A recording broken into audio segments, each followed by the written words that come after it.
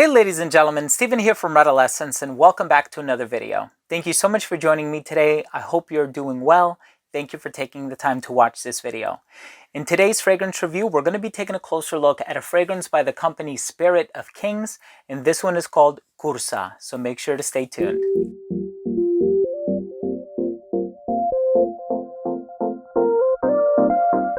Now, before I begin my fragrance review of Kursa by Spirit of Kings, I do want to mention that if you are a fan of fragrance-related content, if you like fragrance reviews here on YouTube, but also top 10 videos, giveaways, unboxings, and more, please do consider supporting this channel by subscribing to it. All you have to do is click on that red button in the corner.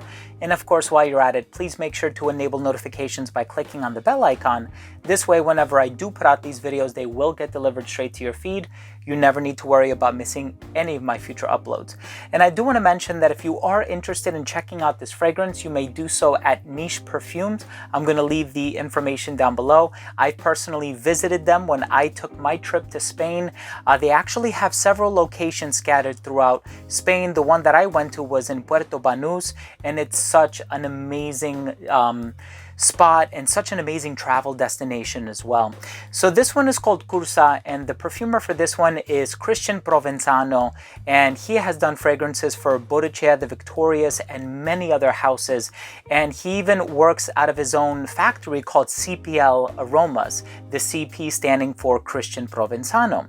And here we have this dark oud, patchouli, and rose type of a fragrance, and obviously this is bold, it's domineering, and this is an oud lover's dream. So I'm really excited to give you my thoughts on Kursa by Spirit of Kings. Let's start things off with the presentation.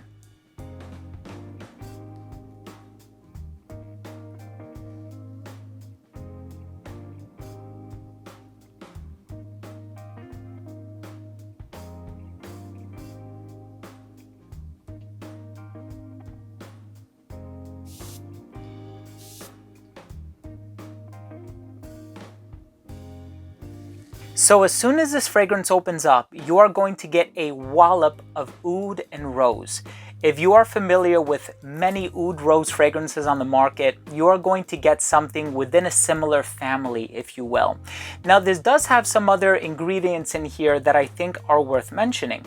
So there is the labdanum note, and labdanum is a very exotic smelling type of a resin that can also give off a very sweet nuance. And I like the sweetness that is coming from the labdanum in here.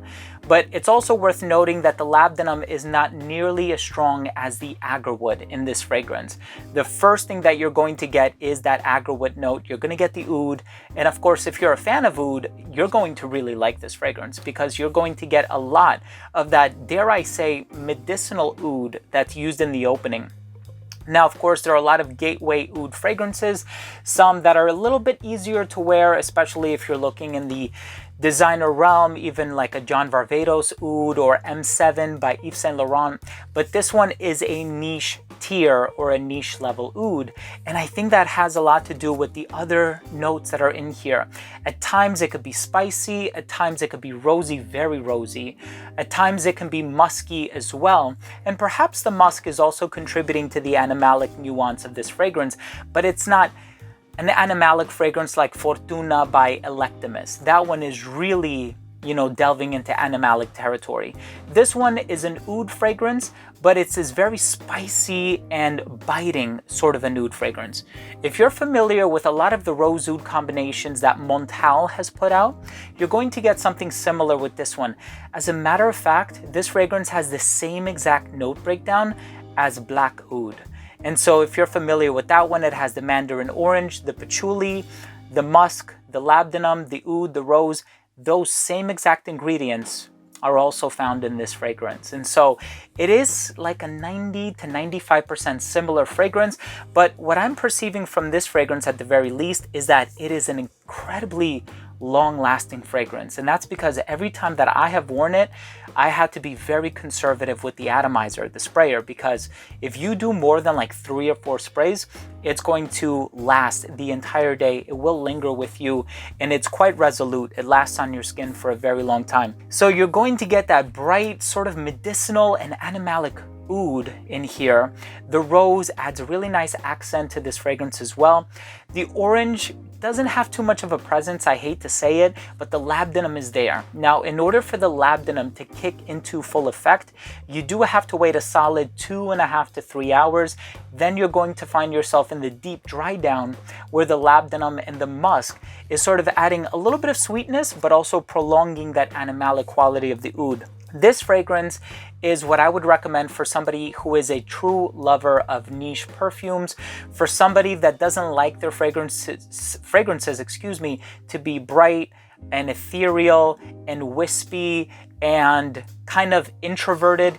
This is for somebody who is loud, extroverted, not afraid to go the extra mile, if you will, with their perfume wardrobe.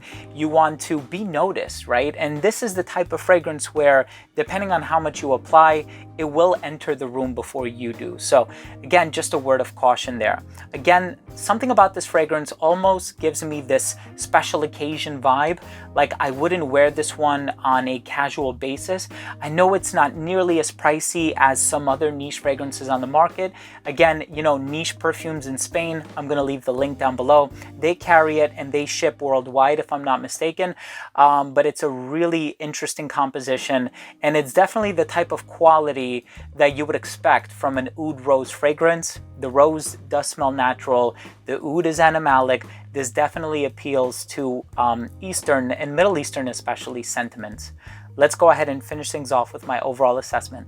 So first up, in terms of the uniqueness and the overall smell, I can't necessarily say that it's the most unique fragrance on the market, just because it does remind me a lot of Black Oud by Montal, which is a fragrance that I think I do own.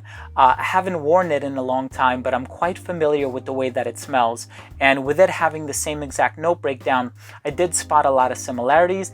And the overall smell is one that you do have to proceed with caution. You have to tread lightly, just because this is what many would call niche quality, even though I know that it's kind of a misnomer. There's no such thing as niche quality, but this is something that's not going to appeal to the lover of your typical, you know, everyday designer fragrances. Longevity through the roof, 12 plus hours. If you are into fragrances because you seek really good longevity from them, this one will provide that. Projection is incredible for the first like 3 hours of application, and it will radiate beyond an arm's length as well. This one will definitely get you noticed. In terms of the versatility for this one, again, I think it's a special occasion type of a fragrance, and I think this one is perfectly unisex just because it has enough of that sweetness with the labdanum, and it also has the rose to make it lean in slightly feminine territory. The presentation on this one is really good. Also, I should mention, I almost forgot, I would wear this one only in the colder weather just because it can definitely be overbearing in the summer. I wouldn't dare wear this one in the summertime. And the presentation, like I said, is gorgeous. I really like the way that it looks.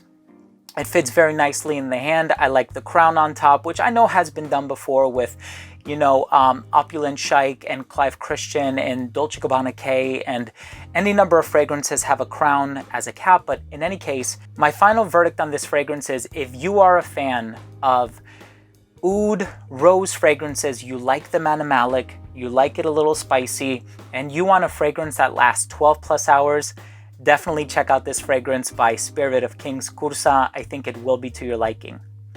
So there you have it, ladies and gentlemen. Thank you so much for joining me today. That was my fragrance review of Kursa by Spirit of Kings. If you own or have tried any fragrance by this company, please let me know what you think. Leave a comment down below. Also, please don't forget to subscribe for future videos. And of course, please remember to enable notifications by clicking on that bell icon. This way, whenever I do put out future content, it will get delivered straight to your feed. You never need to worry about missing any of my future uploads. Thanks again for watching. I love you all, and we'll see you soon. Bye.